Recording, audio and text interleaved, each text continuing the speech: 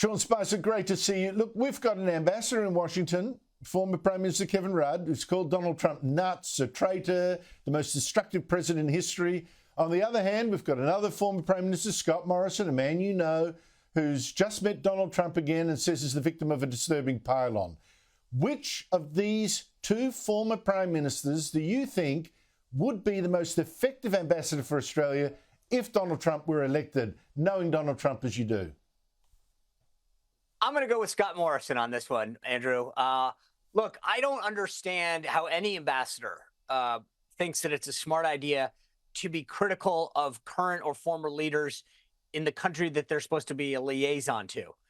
It doesn't sound very smart of former Prime Minister, now Ambassador Rudd, to be coming into the United States knowing that President Trump is up, is going to be the candidate of the Republican Party, making enemies. It's just not good diplomatic protocol. I don't think it would serve any country well to have the person that's supposed to be representing them overtly and openly critical of the potential next president of the United States. We had this issue with the UK with Kim Dark, and they had to replace him. I knew Ambassador Dark well. He's a nice man.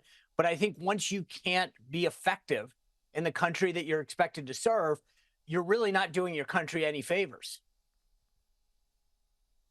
But Sean, I have to say, Kevin Rudd made all those comments before he became ambassador.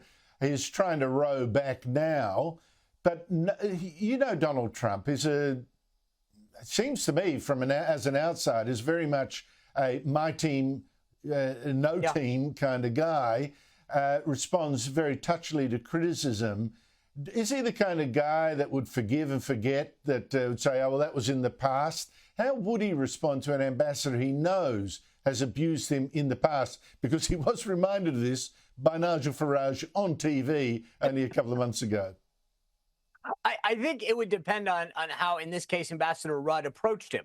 As you know, from here domestically in the United States, Donald Trump bested 16 pretty highly qualified politicians, people like Marco Rubio, Ben Carson, Ted Cruz, all who've come into the Trump campaign as supporters, from 2016 and now going forward.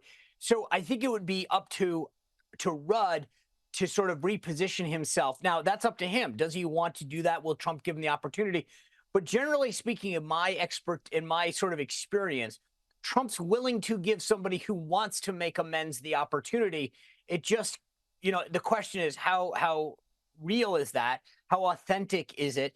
And will he be given the opportunity? So I think that would be the hard thing for him, is how does he get himself in a position, if Donald Trump does win, which I believe he will, into a position where he could come in, sort of eat some crow, as we say here, mea culpa, and get back on Trump's right side. Yeah. Have you, in observing him when he was first president, how does he get on? Does it make a difference, the personal relationship he has with an ambassador? Because Absolutely. He was, I must say, it was remarkable how friendly he was to our then ambassador, Joe Hockey, who playing golf with him and all that. Yep. I was going to say, Joe Hockey did a phenomenal job representing Australia. He understood the role. I got to know Ambassador Hockey. When I visited Australia a couple times, he was very instrumental in my visits then as a civilian, just with some insights and some observations that would suit me well. Very, very deft politician he is. And so I would argue that somebody like him, and I think he used it to benefit Australia. So the relationship, and I don't think it's just Donald Trump. As I've traveled the world, previously in the Bush administration, I was the assistant U.S. trade representative.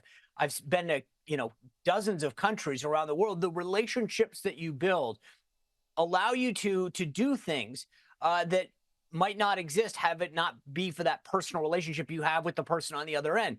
So, as I said, I think that the relationship that Ambassador Joe Hockey had representing Australia showed, as you mentioned, he played golf with him. He had a very personal relationship. I assume if Trump played tennis still, he would go over and play on that beautiful court that the Australian embassy has. But that's the kind of power that a personal relationship can be utilized for to benefit your home country. And the obvious inverse of that is digging yourself out of a hole where you've got a bad relationship and you've got to figure out how do I right that wrong. That's the thing that, again, I'm not going to tell Australia who to send over here to represent itself.